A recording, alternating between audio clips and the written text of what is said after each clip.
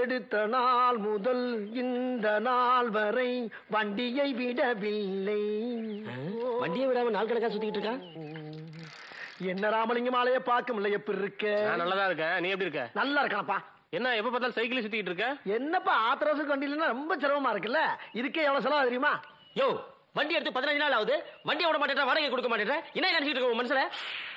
Don't talk. போர்டுல என்ன எழுதி போட்டிருக்க? சைக்கிள் வாடகைக்கு விடப்படும். அதானே எழுதி இருக்க. என்னைக்கு வண்டி எடுக்கணும், என்னைக்கு விடணும்னு எழுதி போட்டிருக்கேன். அன்னைக்கு வண்டி எடுக்கிறப்ப வண்டியை விடுறப்ப வாடகை கொடுத்தா போகும் தானே சொன்னேன்.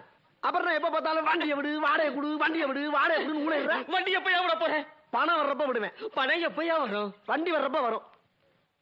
ஓ,